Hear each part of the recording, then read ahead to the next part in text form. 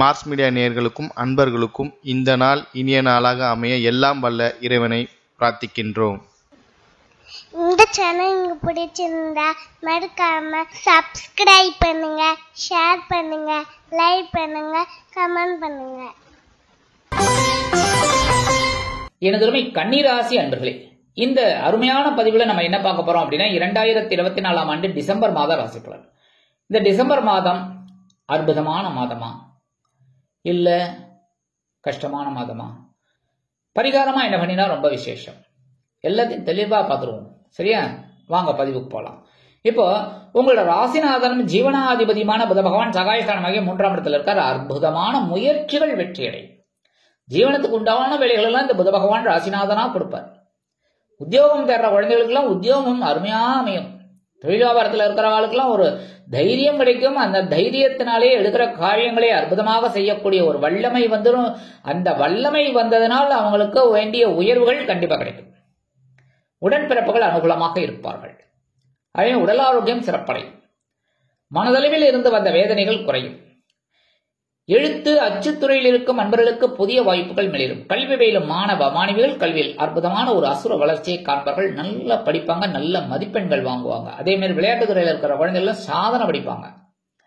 31/12/2024 இருந்து இந்த புத பகவான் எங்க வரப்போறான்னு பாத்தீங்கன்னா சுகஸ்தானமாக 4ஆம் இடத்துக்கு வந்துடுறார். இனிமே தான் உங்களோட ஆட்டமே அதிகமா இருக்கும்.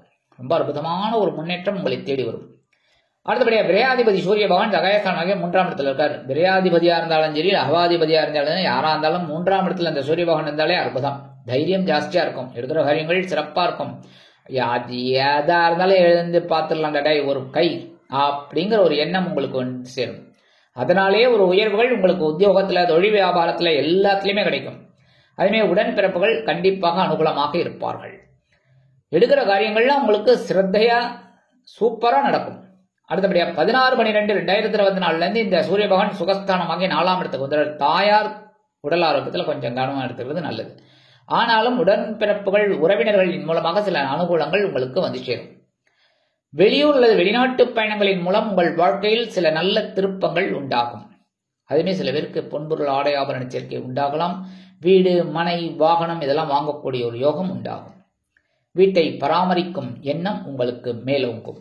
2/9 குடை அதிபதி சுக்கிர பகவான் சுகஸ்தானமாக 4ஆம் இடத்துல இருக்கார். இதேதான் உங்களுக்கு ஏகப்பட்ட நன்மைகள் கண்டிப்பாக வந்து சேரும். இருந்தாலும் அவர் 2 நாள் தான் இருக்கார். அதுக்கப்புறம் 3/12/2024 முதல் இந்த சுக்கிர பகவான் பஞ்சமஸ்தானமாக 5ஆம் இடத்துக்கு வந்துடுறார். 5ஆம் இடத்துக்கு வந்தோடனே சில குழப்பங்கள் இருந்தாலும் சில இன்பங்கள் உங்களை வந்து சேரும். குழந்தைகளின் மூலம் சில சந்தோஷங்கள் உங்களுக்கு கிடைக்கும். அடுத்தபடியாக எடுக்கிற காரியங்கள் மூலமாக தனவரவு உங்களுக்கு வந்து சேரும். தாயார், தந்தையார், தந்தை வழி உறவினர்கள் அனுகூலமாக இருப்பார்கள். அவர்களின் மூலம் நீங்கள் விரும்பிய சில காரியங்களை சாதித்துக் கொள்ளலாம்.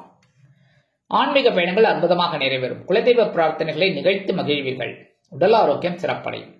30/12/2024 முதல் இந்த சுக்கிர பகவான் பகைருண ரோகஸ்தானமாக 6ஆம் இடத்துக்கு வந்தோடனே கொஞ்சம் பரபரப்பா இருக்கக்கூடிய ஒரு சூழல் உங்களை வந்து சேரும். அடுத்தபடியா 3/8 குடை அதிபதி செவ்வாய் பகவான் லாபஸ்தானத்துல இருக்கு. ஆட்ட லாபம் சூப்பர். ஆனா என்ன ஐயா, நீச்சம். அதுவும் 3/12/2024 வக்ரம் வேற அடையிறார். சோ 11ஆம் இடத்துல இருக்கார். அதுவும் யாரு? சகாயாதிபதி, அஷ்டமாதிபதி. உடல் ஆரோக்கியத்துல சிறப்பா அக்கறை எடுத்துக்கணும். புரியுதா? அதாவது சுகர் இருந்தது, பிபி இதெல்லாம் இருந்ததுன்னா கரெக்டா நார்மலா ஆக்கிக்கோங்க. அனாவசியமா ஸ்வீட்லாம் சாப்பிட்டுட்டு கண்டபடி ரைஸ் பண்ணிக்கூடாது. சரியா? அதுமாதிரி உணவு கட்டுப்பாடு எடுத்துக்கிறது நல்லது. இந்த நேரத்தில் தைரியம் குறையலாம். சில நேரங்களில் லாபம் குறைஞ்சாலே தைரியம் குறைஞ்சிடும். அதனால லாபம் குறையாம பாத்துக்கோங்க. அப்ப நம்ம கவனமா ஒவ்வொரு வேலைகளிலும் இருந்தா ரைட்டு. உத்தியோகத்திலையும் சரி, தொழில் வியாபாரத்திலையும் சரி, உடன்பிறப்புகள் வகையிலையும் சரி, எல்லாத்திலையும் கொஞ்சம் கவனமா இருக்கிறது நல்லது. சில பேருக்கு வீண் பழி, அவமானங்கள் இதெல்லாம் வரலாங்கிறதுனால எல்லா விஷயத்திலுமே கொஞ்சம் கவனமா இருக்கிறது ரொம்ப நல்லது. சீருடை பணியாளர்களாகிய காவல், ராணுவம், தீயணைப்புத்துறை, மருத்துவத்துறையில் வேலை பார்க்கும் அன்பர்களுக்கு எதிர்பார்க்கும் இடமாற்றம், பதவி மாற்றம், பதவி உயர்வு, சம்பள உயர்வு சற்று காலதாமதமாகி பிறகு நிறைவேறும். அடுத்தபடியா 4/7 குடை அதிபதி குரு பகவான் பாகிஸ்தானத்துல இருக்கார். சூப்பர். எல்லாமே உங்களுக்கு சூப்பர். ஆனா வக்ரம். அங்க நீச்சம் வக்ரம் செவ்வாய், இங்க குரு வக்ரம் 9ஆம் இடம். நல்ல இது. ஆனாலும் மனசுல குழப்பம் இருந்துட்டு இருக்கு. பயணங்களின் மூலமா சில குழப்பங்கள் எல்லாமே உங்களுக்கு சில பிரச்சனைகள் மனதளவில் உங்களை கவலைப்படுத்தி கொண்டிருக்கிறது. கரெக்டா? இந்த கவலைகள்லாம் கொஞ்சம் கூடுமானவரை குறைச்சிக்கிறது நல்லது. சரியா? வாழ்க்கை துணை உங்களுக்கு ஆதரவாக இருப்பார் என்றாலும் வாழ்க்கை துணையின் உடல் ஆரோக்கியத்தில் சிறப்பக்கறை எடுத்துக்கொள்வது நல்லது. கூட்டாளிகள் சில நேரங்களில் உங்கள் காலை வாரிவிடலாம் என்பதால் கவனம் அவசியம் பேசும் வார்த்தைகளில். அடுத்தபடியா குருவோட பார்வைன்னு பாத்தீங்கன்னா சுப பார்வை. இந்த சுப பார்வை உங்க ஜென்மராசியை பார்க்குற 5ஆம் பார்வையா எடுக்கிற காரியங்கள் உங்களுக்கு தெளிவா இருக்கும். உடல் ஆரோக்கியம் பரவாயில்லை. ஒரு சின்ன சின்ன குழப்பங்கள் இருந்தாலும் தெளிவா சிந்திப்பீங்க. அடுத்தபடியா 7ஆம் பார்வை உங்களோட சகாயஸ்தானமாக 3ஆம் இடத்தை பார்க்கிறார். முயற்சிகள் பலிதமாகும். எடுக்கிற காரியங்கள் முயற்சிகள் பலிதமாகும். உடன்பிறப்புகள் ஓரளவுக்கு உங்களுக்கு அனுகூலமாக இருப்பார். அடுத்தபடியா 9ஆம் பார்வை உங்களோட பஞ்சமஸ்தானத்தை பார்க்கிறார். குழந்தைகளின் மூலம் சில சந்தோஷங்கள் உங்களுக்கு கண்டிப்பாக கிடைக்கும். ஆன்மீக பயணங்கள், குலதெய்வ பிரார்த்தனைகள் இதெல்லாம் அருமையாக நிறைவேறும். அடுத்தபடியா சாயா கிரகங்கள் என்று அழைக்கப்படக்கூடிய ராகு பகவான் களத்திர ஸ்தானத்தில் இருக்கார். கேது பகவான் ஜென்மராசியில இருக்கார். அடி போடு சக்க மனசுல குழப்பம் இருந்துட்டே இருக்கிறதுக்கு காரணம் தான். அதனால எல்லா விஷயத்திலையும் கொஞ்சம் நிதானமா செயல்படணும், கவனமா செயல்படணும். உத்தியோகத்துல, தொழில் வியாபாரத்துல எல்லாத்துலயுமே அதே மாதிரி பேசுற வார்த்தைகள்ல எல்லாமே யோசிச்சு பேசணும். எடுத்தோம் கவிழ்த்தோம்னு நடந்தக்கூடாது. அதே மாதிரி இந்த உத்தியோகத்துக்கு போறா பாருங்க பெண்கள், அவெல்லாம் ரொம்ப கவனமா இருக்கணும்.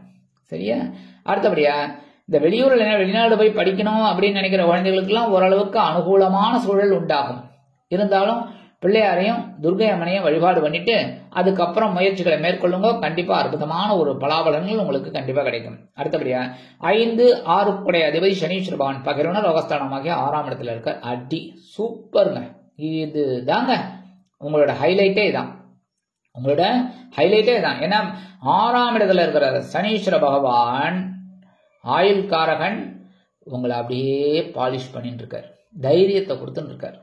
அடி போட அப்படிங்கிற மாதிரி பண்ணிட்டு இருக்காரு.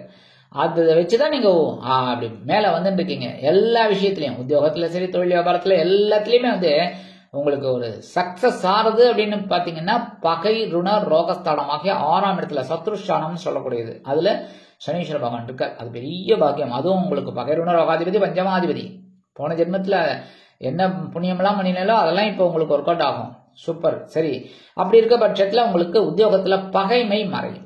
தொழில் வியாபாரத்தில் பகைமை மறையும். கூட்டாளிகள் அனுகூலமாக இருப்பார்கள். அதே மாதிரி நீங்க எடுக்கிற காரியங்கள்லாம் அற்புதமாக நிறைவேறும். தைரியம் தான் முதல்ல. அதே மாதிரி இந்த குடும்பத்துல இருந்த வந்த சின்ன சின்ன குழப்பங்கள் கொஞ்சம் கொஞ்சமா மறையும். அதே மாதிரி உடல் ஆரோக்கியம் சிறப்படையும். கொடுத்த கடன்களை வசூல் பண்ணி அதன் மூலமாக உங்கள் கடன்களை அடைப்பீர்கள். ஒரு மனதளவில் இருந்து வந்த வேதனைகள் சற்று மறையும். உடல் ஆரோக்கியம் சிறப்படையும். என்னென்ன சின்ன சின்ன பிரச்சனைகள் இருந்தாலும் தகுந்த மருத்துவம் எடுத்துப்பீங்க தைரியமா. அதனாலே உங்களுக்கு ஓரளவுக்கு நன்மைகள் இருந்தாலும் இந்த சனீஸ்வர பகவானோட பார்வைன்னு பாத்தீங்கன்னா 3ஆம் பார்வை உங்களோட அஷ்டமராசியை பார்க்கற. உடல் ஆரோக்கியத்தில் கவனமா இருக்கணும். சரியா? அடுத்து 7ஆம் பார்வை உங்களோட விரயஸ்தானத்தை பார்க்கற. செலவுகள் பண்றதுல கொஞ்சம் கட்டுப்பாடோட இருந்தா நல்லது. அனாவசியமான செலவுகளை தவிர்க்கிறது நல்லது. சில பேருக்கு திடீர்னு ஏதாவது வெளியூர் அல்லது வெளிநாட்டு பயணங்கள் ஏற்படலாம். அடுத்தபடியா 10ஆம் பார்வை உங்களோட சகாயஸ்தானத்தை பார்க்கற. முயற்சிகள் எடுத்தால் கண்டிப்பாக வெற்றிகள். சரியா? இந்த மாதிரி இருந்தாலே உங்களுக்கு சனீஸ்வர பகவான் பகிர்வன ரோகஸ்தானமாக 6ஆம் இடத்துல இருந்து அதி அற்புதமான ஒரு பலாபலன்களை கண்டிப்பாக கொடுப்பார். சரி, பரிகாரமா என்ன பண்ணினா ரொம்ப விசேஷம். கண்டிப்பா நான் ஆசிட்டிஸ் சொல்ற மாதிரி இந்த புத்துக்கோயில் போயிட்டு வர்றது ரொம்ப ரொம்ப விசேஷமான பலன்கள் உங்களுக்கு கண்டிப்பா கிடைக்கும். புத்துக்கோயில் செவ்வாய்க்கிழமை, ஞாயிற்றுக்கிழமை, வெள்ளிக்கிழமை இந்த 3 நாள் போயிட்டு வாங்க. முடியாத பட்சத்துல ஒரு நாள் கண்டிப்பா போயிட்டு வாங்க. போயிட்டு அம்பாலையும் நாக வழிபாடு பண்ணிட்டு வாங்க. அற்புதமான பலன்கள் உங்களுக்கு கண்டிப்பா கிடைக்கும். அடுத்தபடியா முருகப்பெருமான் வழிபாடு கண்டிப்பா பண்ணணும். ஏன்னா செவ்வாய் பகவான் லாபஸ்தானத்துல இருந்தாலும் நீச்சம் அடைஞ்சிருக்காரு. அதனால அவரை திருப்திப்படுத்தணும், ஒரு லாபம் வரணும் அப்படின்னா கண்டிப்பா முருகப்பெருமான் வழிபாடு செவ்வாய்க்கிழமை தோறும் கந்தசஷ்டி கவச்சம் பாராயணம் பண்ணி எம்பெருமான் முருகப்பெருமான வள்ளி தேவசனா சமேத எம்பெருமான் முருகப்பெருமான வழிபாடு பண்ணி நெய் தீபம் ஏற்றி வழிபாடு பண்ணிட்டு வாங்க. கண்டிப்பா ஒரு சக்சஸ் உங்களுக்கு கண்டிப்பா கிடைக்கும். சுபகாரிய நிகழ்ச்சிகள் அருமையாக நிறைவேறும். மனதளவில் இருந்த வந்த வேதனைகள் குறையும். அடுத்தபடியா நரசிம்ம சுவாமி வழிபாடு பண்ணுங்க. நரசிம்ம சுவாமி அற்புதமான ஒரு தைரியம் உங்களுக்கு கிடைக்கும். சரியா? முடிஞ்சா சோளிங்கர் போயிட்டு வாங்க.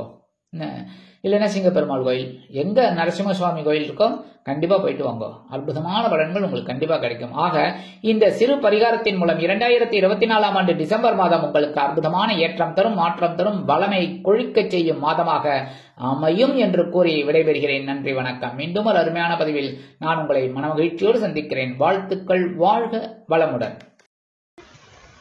இந்த சேனல் உங்களுக்கு பிடிச்சிருந்தா மறக்காம சப்ஸ்கிரைப் பண்ணுங்க, லைக் பண்ணுங்க, ஷேர் பண்ணுங்க.